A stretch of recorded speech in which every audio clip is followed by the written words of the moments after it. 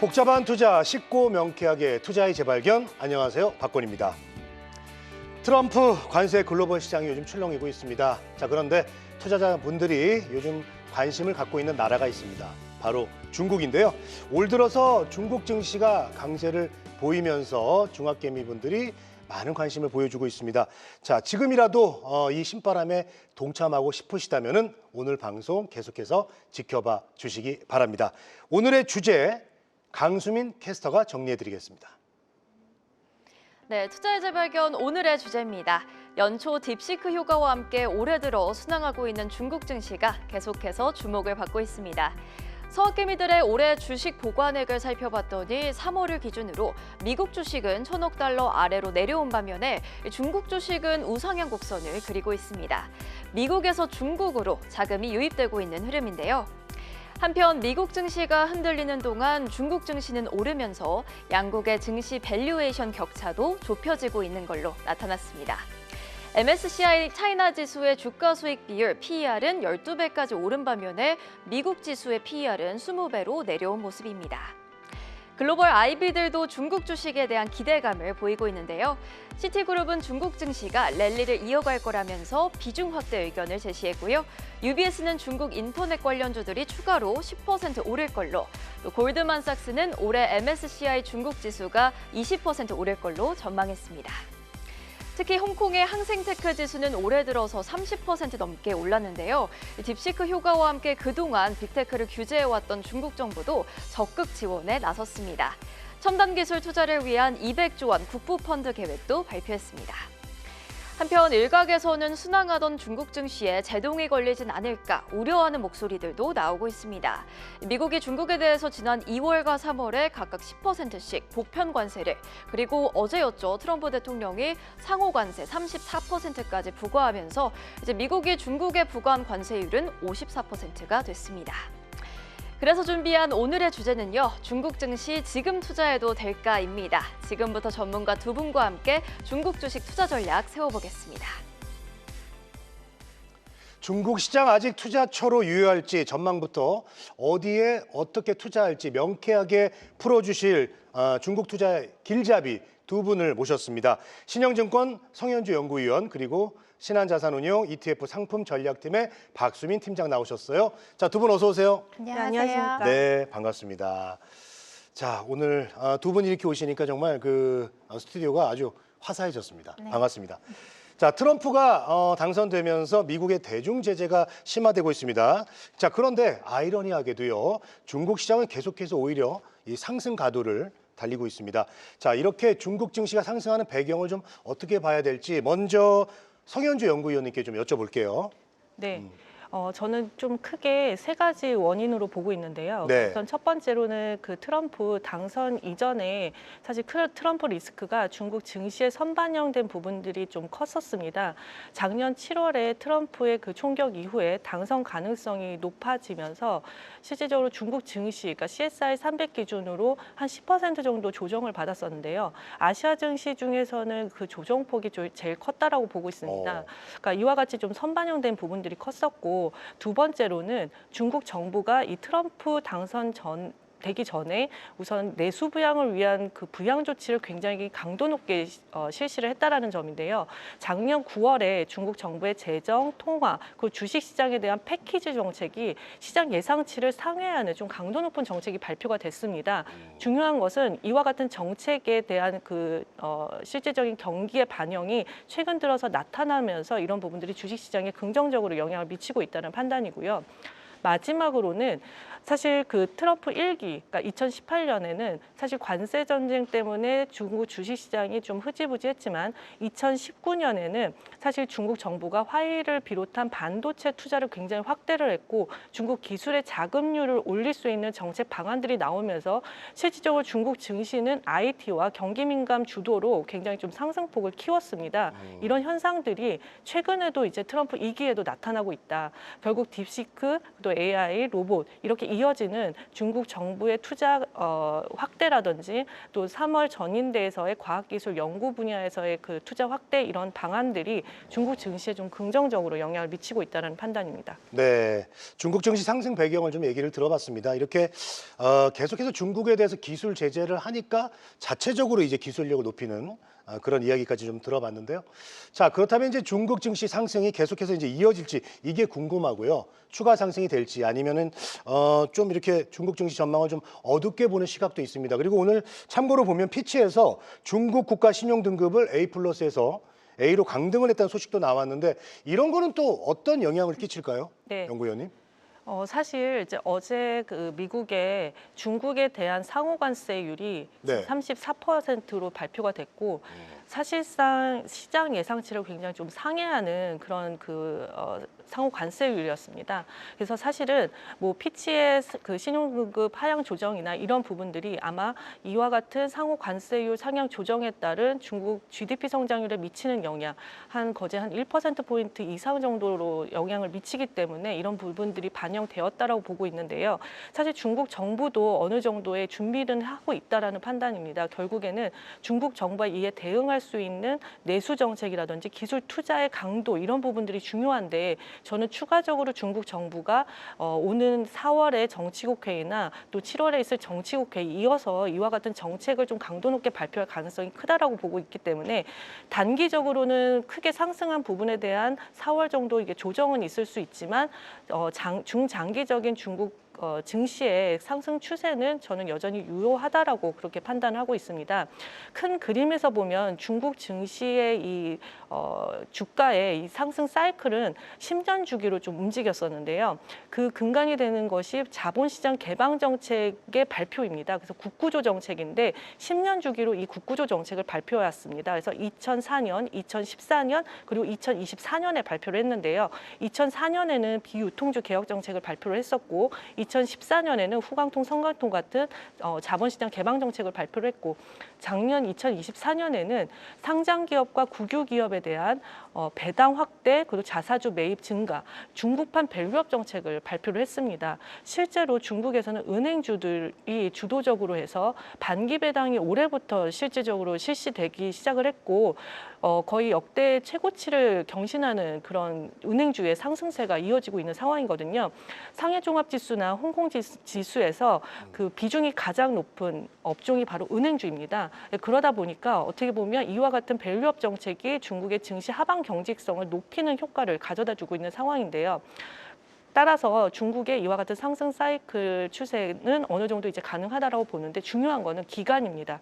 그러니까 이 상승 사이클이 정말 길어질 수 있는지 아니면 그냥 뭐 단기에 그치는 정도에 불과한지 그걸 결정하는 건 결국 경기입니다. 그러니까 펀더멘탈이 단단해야 되는 그런 상황인데 앞서서 이와 같이 상호관세, 미국의 이제 관세 전쟁 상황에서는 결국에는 중국 정부의 내수 부양 정책이라든지 이런 기술 주도의 투자 확대 이런 부분들이 얼마만큼 성장을 받쳐주느냐 이 부분이 중요할 것으로 판단되기 때문에 향후에 중국 정부의 정책 강도나 이런 부분들은 좀 체크해봐야 될 필요는 있습니다.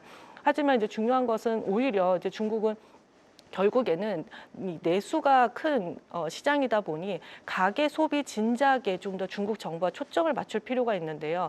중국은 사실 이제 코로나 이후에 내수 진작을 그렇게 했음에도 사실 가계 수요가 굉장히 좀 지지부진한 상황입니다. 그 원인 중에 하나가 부동산에 있는데요. 그래서 중국 정부가 작년 하반기부터 이 부동산 규제 정책도 굉장히 대폭 완화하기 시작을 했습니다. 그래서 최근에 보면 부동산 거래량이 바닥에서 좀 더 회복되어 가고 있는 상황이고 부동산 가격이나 판매 그 데이터도 보면은 뭐 증가율은 여전히 마이너스지만 하락폭을 축소를 하면서 개선세가 지금 나타나고 있는 상황이거든요. 그래서 이와 같은 지표의 개선세가 어느 정도 지속이 되느냐 그리고 이런 개선폭이 어느 정도 또 좀 확장되느냐 이런 부분들은 좀 계속 체크를 하면서 중국 주식 투자를 할 때 좀 유념해야 할 부분이다라고 보고 있습니다. 네.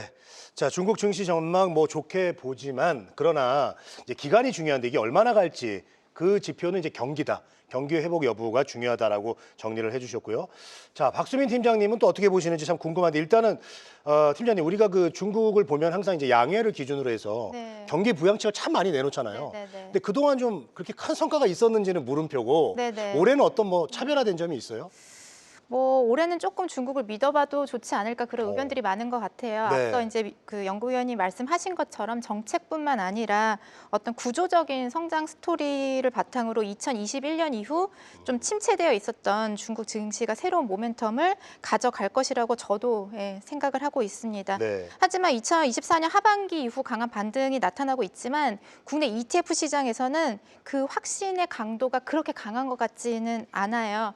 하지만 이제 딥시크 이후에는 약간씩 조금 더 중국의 혁신 그 기술에 대한 시각의 전환은 확실해 보이는 듯합니다. 사실 이제 국내 상장된 중국 관련 ETF 중에서 IT, 테크 테마 ETF로 수급 쏠림이 굉장히 강화가 되고 있기 때문에 중국을 바라보는 시각이 이제 과거의 정책뿐만 아니라 네. IT, 혁신 기술에서 굉장히 좀 강화가 되고 있다 이렇게 정리드릴 수 있을 것 같습니다. 예. 자, 중국 시장 좀 더 두고 보긴 해야 되겠지만은 괜찮다. 자, 기술주에 대해서 좀 주목할 필요 있다라는 말씀해 주셨습니다. 자, 그래서 그런지요. 국내 지금 중국 관련 ETF로 자금이 많이 유입되고 있다는 소식이 있는데 네. 실제로 자금이 많이 들어가는지가 궁금하고 네. 그 국내 투자자들이 이제 가장 많이 순매수한 외국 주식 20권 내에도 중국 기업들이 이제 등장하는 모습을 보여주고 있습니다. 네. 자, 그 팀장님 실제로 네. 자금이 많이 몰리고 있습니까? 네. 우리가 뭐 지표나 이런 걸 알 수가 있어요? 네, 그 예탁결제원 세이브로 데이터를 보면은 예. 우리가 국내 투자자들의 해외 주식 투자의 그 흐름을 볼 수가 있는데 네. 최근 1개월 기준으로 국내 투자자의 해외 주식 상위 10개를 보면은 제가 여기에서 ETF는 제외를 했습니다. 개별 종목만 추려서 10개를 가져왔는데 기존에는 이 상위 10개 미국 기업들이 대부분이었어요. 근데 지금 최근 1개월 기준으로 보시면은 예. 홍콩이라고 써 있는 부분이 중국 기업들이라고 보실 수 있으실 것 같은데 예. 지금 샤오미랑 그리고 중국의 전기차죠 BYD 그리고 중국의 이제 헬스케어 기업인 베이징까지 굉장히 이제 미국을 떠나서 중국 기업으로 국내 개인 투자자들의 자금이 몰리고 있다 이렇게 말씀드릴 수 있을 것 탑 같습니다. 10에 3개가 보이네요. 네, 맞습니다. 그리고 국내 상장된 중국 ETF로의 개인 순매수 현황을 한번 보시면은 제가 대표 지수형이랑 테마형을 조금 나눠서 가지고 와봤는데요. 네. 네, 지금 화면에서 보시다시피 이제 중국 테마형에서는 그 항생테크죠. 항생테크로의 자금 유입이 굉장히 많이 지속이 되고 있고 상해 거래소의 그 IT 중소형 기업에 투자를 하는 과창판 ETF로도 자금이 꽤나 유입이 되고 있는 모습을 보실 수가 있습니다. 하지만 차이나 전기차 같은 경우에는 올해 들어서도 한 1,000억 원 정도 개인 순 매도가 나타났거든요. 네. 사실 이 ETF는 운용 규모가 4조 원까지 굉장히 확대가 됐었던 ETF입니다. 현재 기준으로는 운용 규모가 1조 7천억 정도 되고 있는데 그만큼 하락도 많이 했고 자금 유출도 이제 조금 반등을 하면서 자금 유출이 나타나면서 지금 누적으로는 개인 순 매도로 찍히고 있습니다. 그래서 2021년 이후에 굉장히 그 침체되어 있었던 중국 기업들의 주가가 상승을 하면서 새로운 자금이 유입되기보다는 아직까지 그동안 눌려 있었던 그런 투자자들이 상승하면서 차익 실현하면서 나가는 그런 수급의 어떤 전환 시점이라고 보실 수 있으실 것 같아서 네. 이러한 부분들이 좀 추세를 갖기 위해서는 조금 더 지켜봐야 되지 않을까 그런 생각을 하고 있습니다. 네.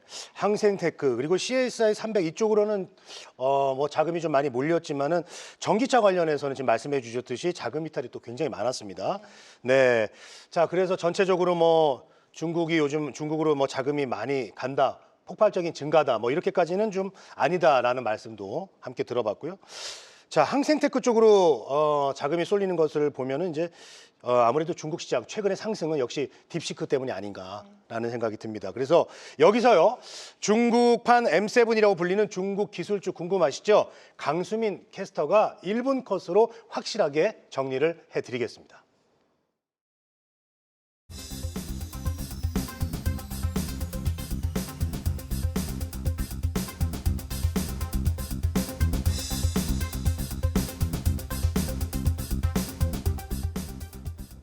네, 딥시크 출연 이후로 중국 기술주에 대한 재평가가 이뤄지면서 중국판 M7이란 표현이 자주 사용되고 있습니다.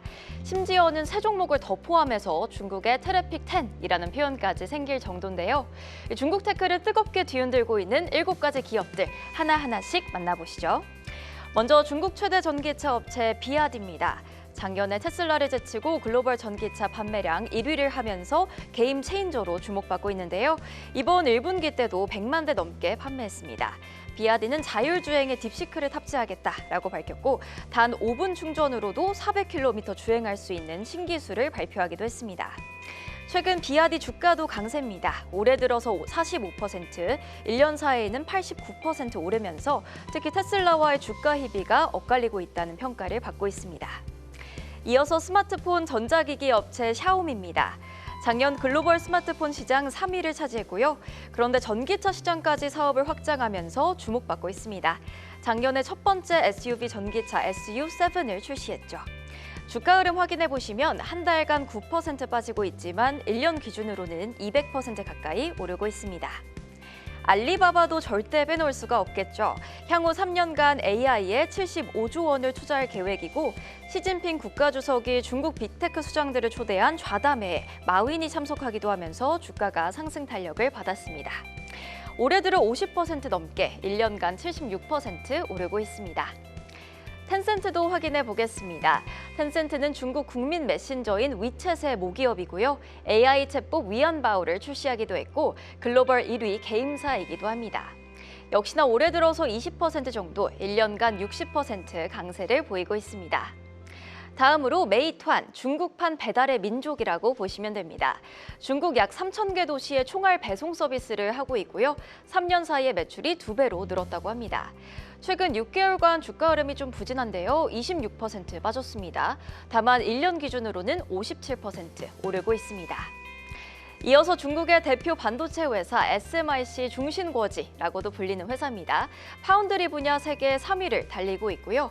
최근 한 달간 12% 주가가 빠지고 있지만 1년 기준으로는 2% 정도 크게 오른 종목입니다.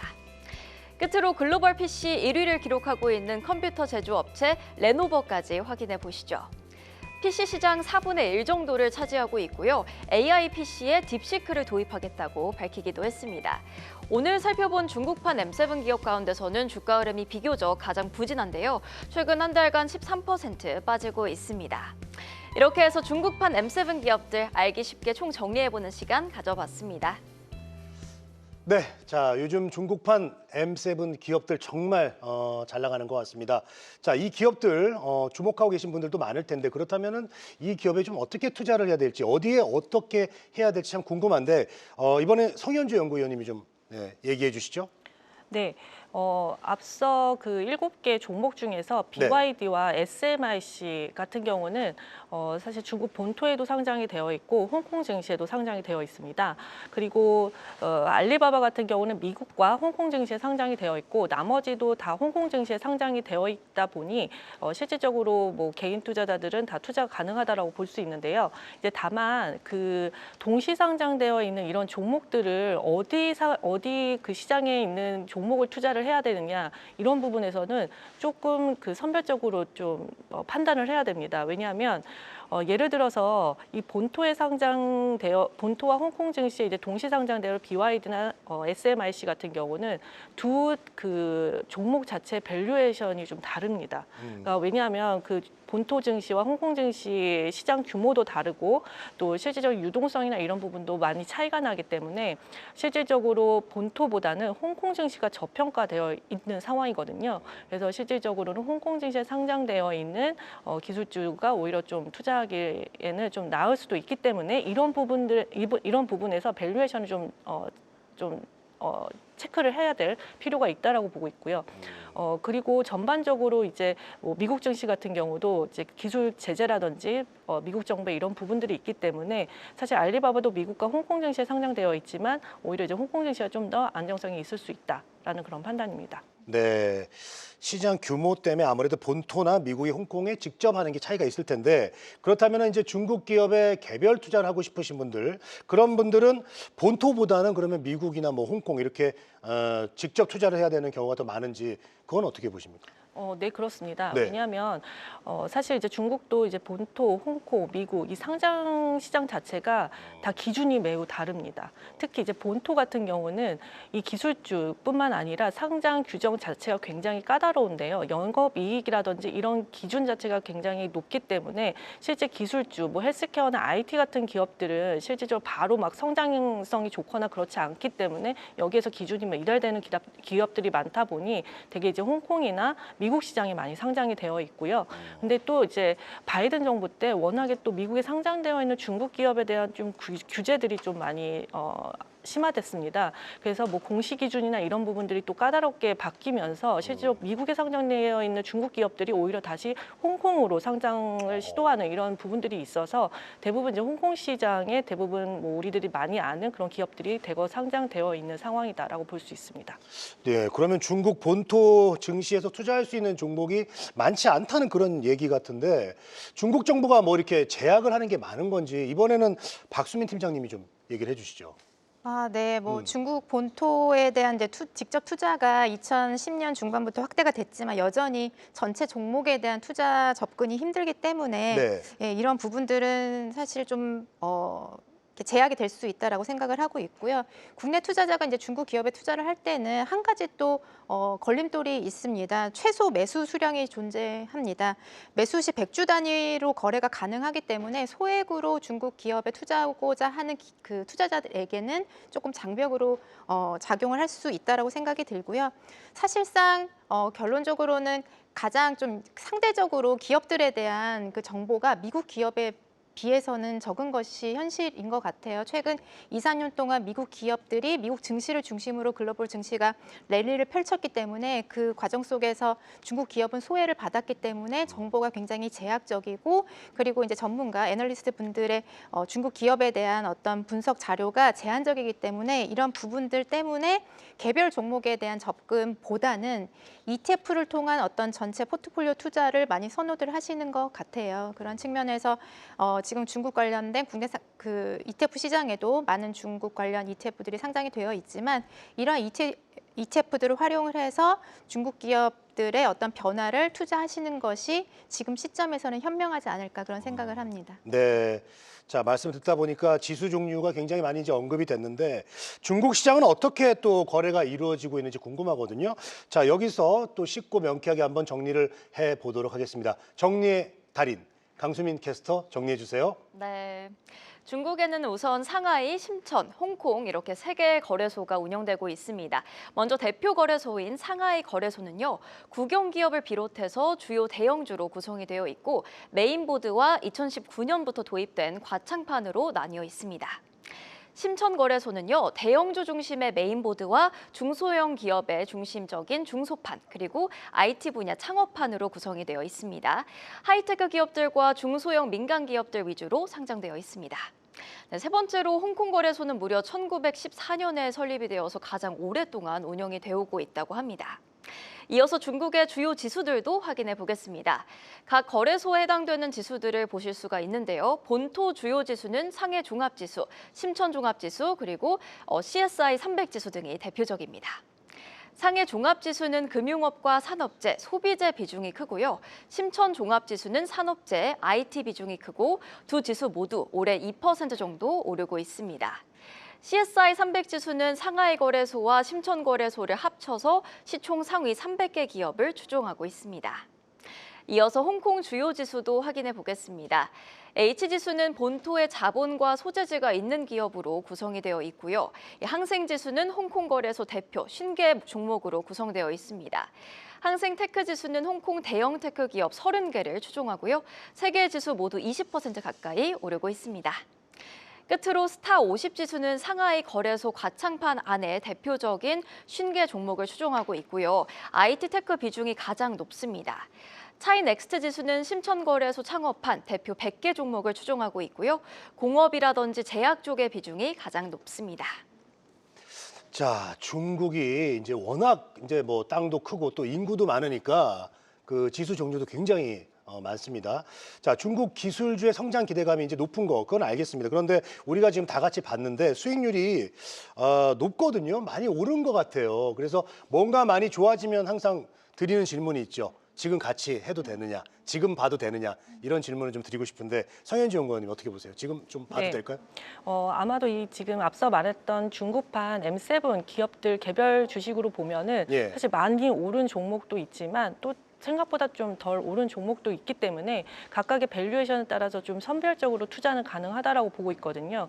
예를 들어서 이제 BYD 같은 경우는 많이 올랐고 많이 올랐지만 여전히 EPS 그로스, 그러니까 여전히 성장성, 이익 성장성이 여전히 좋고 그리고 또 PR 여전히 좀 저평가되어 있는 상황입니다.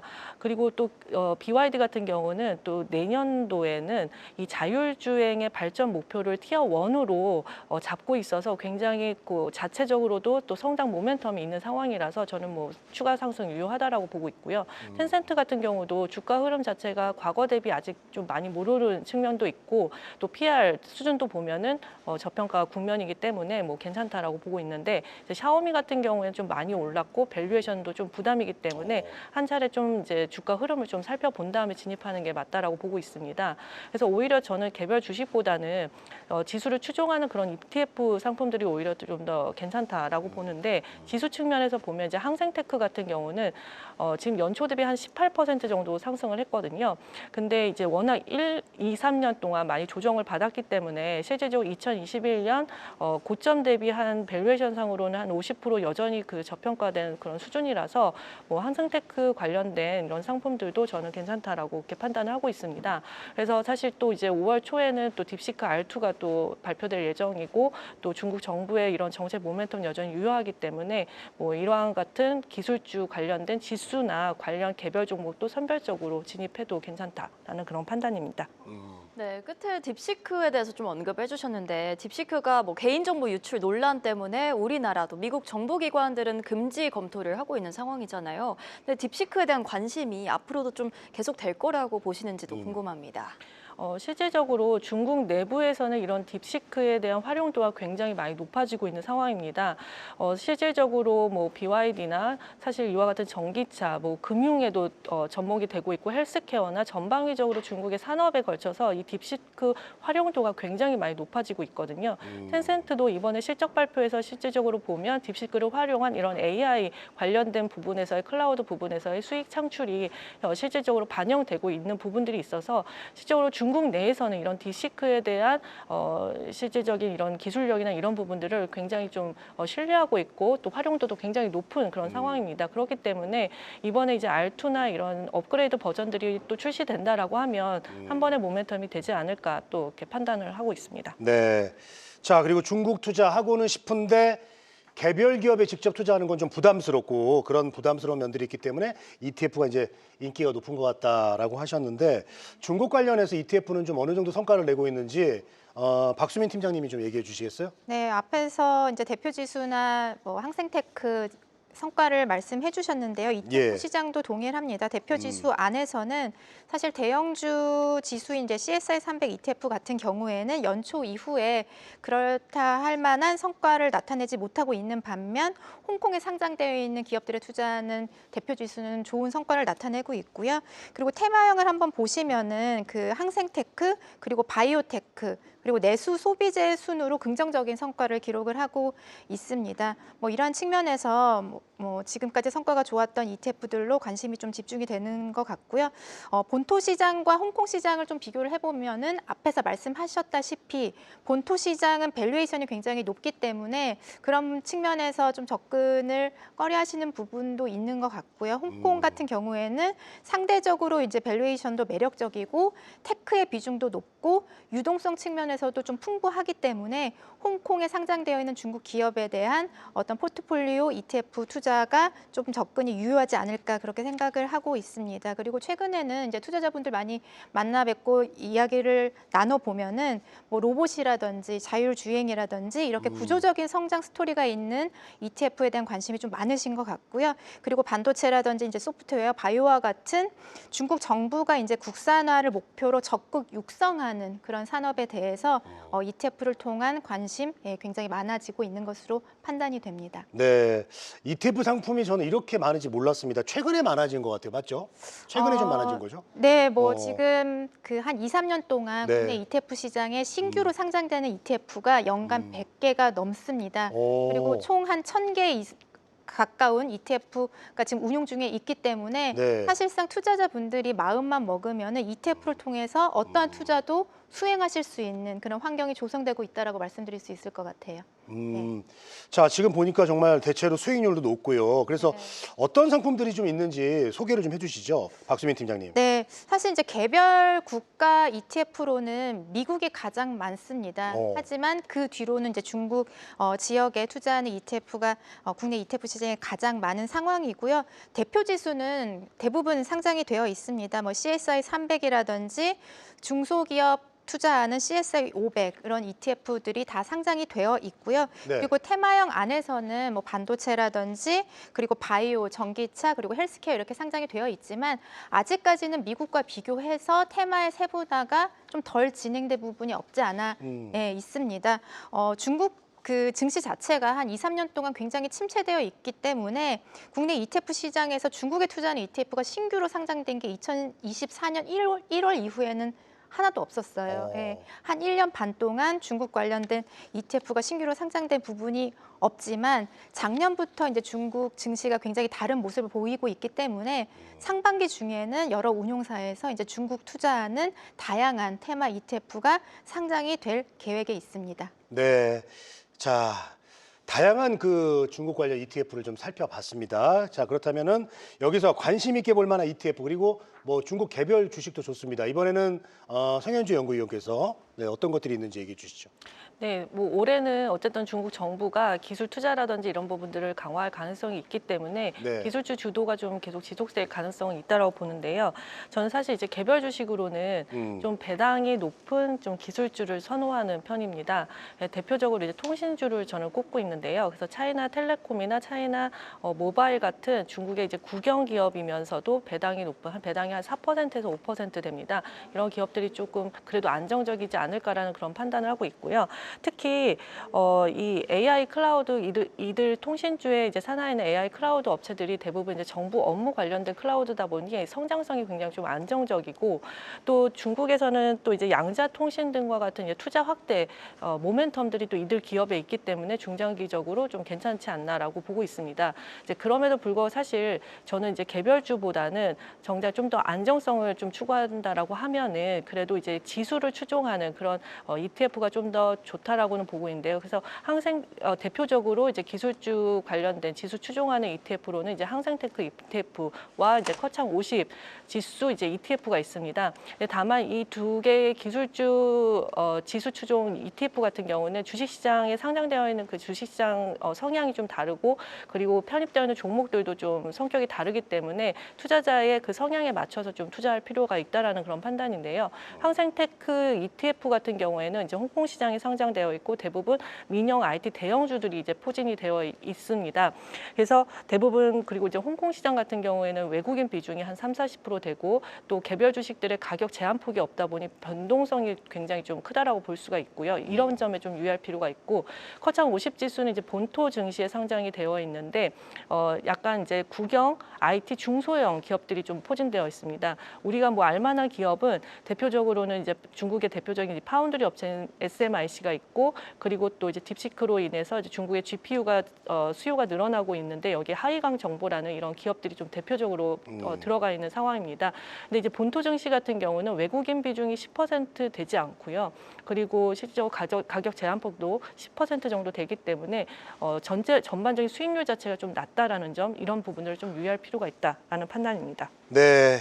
자, 어떤 뭐 투자자 성향에 또 맞춰서 이 다양한 투자 상품 중에서 성향에 맞춰서 투자를 해라 이런 얘기 해주셨고 박수민 팀장님께 좀 질문 드리겠습니다. 자, 이 중국 관련 ETF 종류가 좀 아직은 한정적이라고 했는데 투자하고 싶으신 분들은 어떻게 해야 될지 ETF를 어떻게 활용하면 좋을지 전략에 대해서 조언을 좀 해주십시오. 네, 뭐 중국 주식은 성장성이 밝기는 하지만 여전히 신흥국이라는 특성과 높은 변동성이 있기 때문에 우리의 어떤 포트폴리오 안에서 코어 자산으로 가져가기보다는 어떤 알파를 창출할 수 있는 소스로 활용하는 것이 맞다라고 보여요. 국내 상장된 이제 개인 그 ETF에 대해서 개인 누적 순매수 상위를 보면은 여전히 미국 대표 지수에 대한 쏠림이 굉장히 강화가 되고 있습니다. 오히려 미국 증시가 조정을 받을 때마다 좀 무지성으로 사는 그런 투자자분들이 굉장히 많으시고 여기에다가 조금 더 어떤 좀 그 분산 효과를 그 강화하기 위해서 중국 ETF에 조금 투자하는 것이 맞지 중국이 좋아진다고 해서 내 투자 포트폴리오에 많은 비중으로 담기에는 좀 위험하지 않나 그런 생각을 하고 있습니다. 그래서 최근에 어떤 흐름을 알파 창출의 기회로 좀 활용을 하셔라라고 말씀드리고 싶습니다. 네, 자 성현주 연구원님 또 짧게 좀 여쭤보겠습니다. 우리가 중국 투자할 때 주의해야 될 점 좀 정리 좀 해주시죠. 뭐 이제 간단히 말씀드리면요. 네. 아마도 중국 증시가 그간 뭐 2, 3년간 조정을 받았는데 그 조정을 받았던 원인을 좀 살펴볼 필요가 있습니다. 그 사실은 외부적인 원인보다는 중국 내부적인 좀 원인이 더 컸다라고 볼 수 있습니다. 즉, 이 시진핑 정부 들어서서 사실은 뭐 공부론이라든지 즉 성장보다는 뭐 분배, 민영화보다는 국유화 이와 같은 정책 방향성이 오히려 이제 외국인 투자자들이나 이런 부분에서 좀 많이 이탈하는 그런 우려를 키웠던 부분들이 컸는데요. 그렇기 때문에 향후에 중국의 이런 정책 방향성에 좀 더 초점을 맞춰서 이런 부분들을 체크하면서 중국 주식 투자를 해야 되는 게 좀 맞지 않을까 그렇게 판단하고 있습니다. 네, 자 오늘은 이렇게 요즘 상승하고 있는 중국 시장 투자에 대해서 알아봤습니다. 자 강수민 캐스터 그리고 두 분하고는 여기서 인사를 드리겠습니다. 자 오늘 도움 말씀 고맙습니다. 감사합니다. 감사합니다.